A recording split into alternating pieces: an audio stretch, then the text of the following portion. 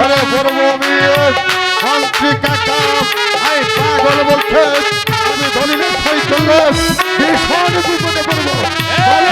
এই দলিলে সই দিলে তুমি পড়বে ভীষণ প্যারে। ও নাদি ও না রাজা সই দিও না।